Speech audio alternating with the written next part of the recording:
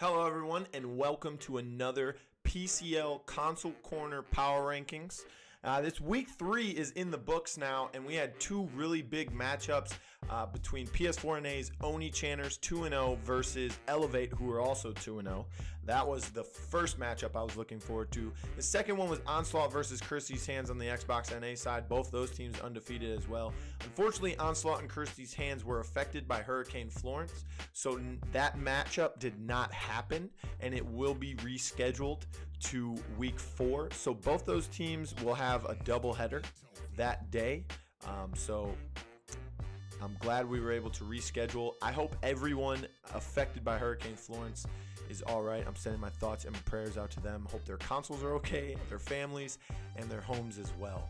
I know a hurricane is a devastating thing, and I hope that they're okay. And thoughts and prayers goes out to those in South Carolina who lost their lives to the hurricane as well. Real quick, you will notice that we've got some music in the background to fill the room, and I'm showing all the power rankings at once. I'm switching it up here.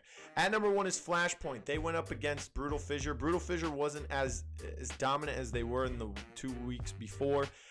They did a little decent on the stat side of things, but unfortunately they were 2-0'd by Flashpoint. Flashpoint is now your number 1 team. Oni Channers moves up to number 2 after they beat Elevate 2-1 in a 3-game set. I predicted Oni Channers to win.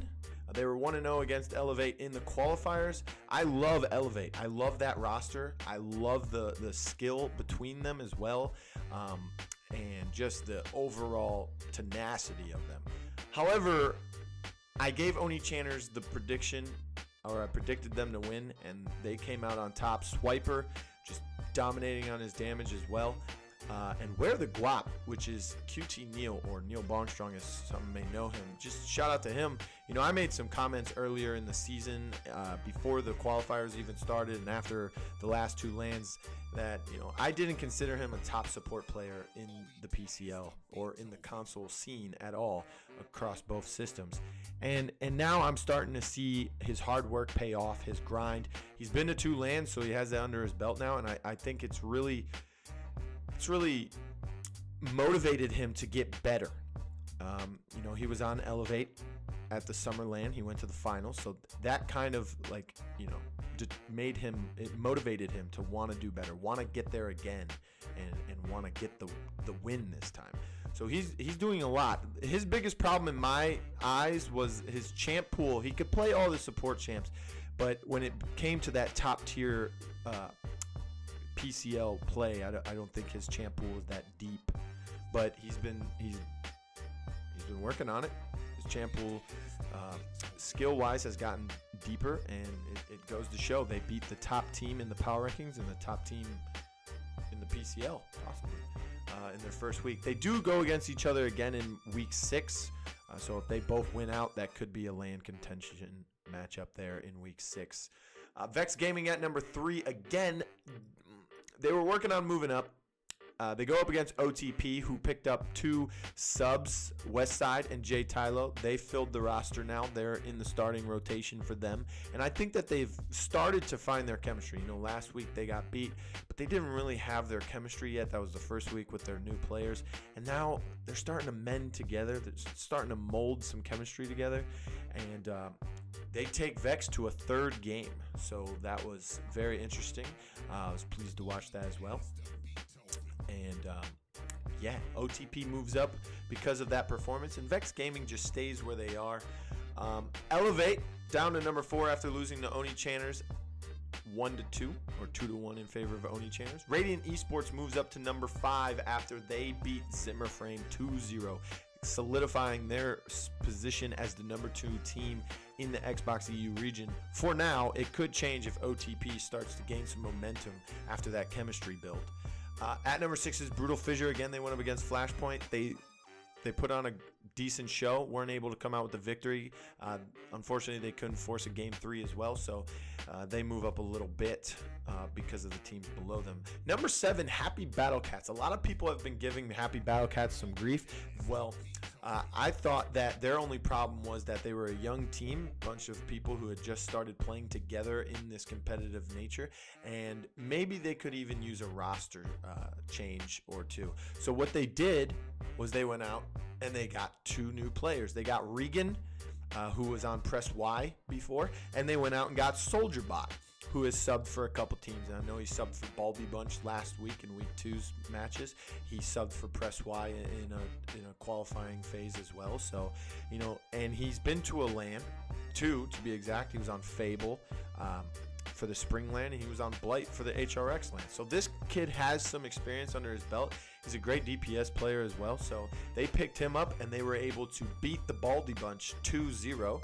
Not much practice with Regan and SoldierBot to begin with, but they were able to 2-0 them, and being able to 2-0 Baldy Bunch, whether it's Baldy Bunch having a problem with the current meta or whatever it may be, that's still a good lineup with tons of veteran players, top tier players as well, and Happy Battle Cats moving up in the standings there after making those switch. So love to see what they can do with those 2 guys in the lineup now and being able to scrim and practice with them. At number 8 is OTP. Again, they took 1 map off of Vex, made those 2 roster changes, so they're moving up. Zimmerframe moves down, but not much. They still have a strong team. They took Fluxy out of the roster or the starting rotation for week 3. Not sure why. It's Whitey comes back in, still a strong player in himself. So they moved down after losing to Radiant 2-0. Cyclone at number 10. This team has just been falling down. The reason why they fall down this week is because they went up against YCTG. And you're like, okay, they beat YCTG. Why do they move down? Well, the reason is because YCTG took them to Ice Mines in Game 2 and beat them. So they forced a Game 3 against a team at one point I thought was the 5th best team on console, period. Clearly, Cyclone has been having some issues. They went 3 games with YCTG. They went 3 games with Brutal Fissure. They were unable to force that Game 3 against the team that they're supposed to be contending with, which is Flashpoint. So little problems they're having here and there. I like that they brought in Tito over the Rain. I think Tito's a better player. I think he fits their lineup better. He fits their composition and their strategy better as well. He frees up some space for Donka to, just focus on his smaller champ pool instead of trying to widen it. At number 11 is YCTG. They played fantastically on that Ice Mines map. And, I've been told that people in EU on PS4 say that Ice Mines and Timber Mill should never be picked, and it's an unwritten law or an unwritten rule that no one picks it. Well, let me tell you something. I don't care about unwritten rules. It's not a rule. Those are viable maps in the game. And if YCTG keeps picking Timber Mill and Ice Mines and no one else practices it, hey, maybe YCTG can pick up a dub this season. Number 12, Game Over. They went up against Warm Up. They went 3 games in the set, but Game Over was the victor in that matchup. So they're at number 12. I still think Game Over and Warm Up are 2 of the weakest teams in the league. YCTG is right there with them, but YCTG has been able to take a team like Cyclone to 3. And Game Over and Warm Up just getting steamrolled by Elevate and Oni Channers. And then they go 3 games against each other. So at number 12 is Game Over. At number 13 is Baldy Bunch. Simply because they didn't move, actually. They were number 13 last week in week 2's power rankings, and they're number 13 again. They went up against Happy Battle Cats, a team that everyone says should not be in the league, but hey, we'll never know, especially since they're starting to win with those roster changes. Baldy Bunch also having some roster changes. I know Styles says that he's going to leave again. I know he didn't play in week 1. They had Flavor Fear. They dropped Kenichi. Have been told, or there's rumors that he's been dropped. I heard he was moved to sub position. Either way, he hasn't played in week 2 or week 3. Hilltime switched to DPS, so I really think that the Baldy Bunch is trying to figure out this meta with their lineup. They're trying to figure out the roster change as well, so it'll be interesting to see what they can come up with by the time week 4 rolls around. At number 14 is Warm Up. They lose to Game Over in a 3-game set. I still think Warm Up has a little roster problem as well, and I hope that they can figure it out. Onslaught and Kirsty's Hands are not power ranked. They are not 15 and 16. They're not ranked at all this week. The reason is because they didn't play. Their scheduled match was rescheduled because of Hurricane Florence again. So prayers and thoughts going out to those players and their families and everyone else affected by the hurricane. And I hope that they are all right. They will be playing a doubleheader as they play each other in Week 4, and then they'll play their Week 4 matchups right after. So it'll be a long day for them and a long stream for us as well. So that's your power rankings for this week. Don't forget, podcast every Friday on my YouTube channel. Don't forget to like, share, and subscribe this video. And that's it. Keep grinding.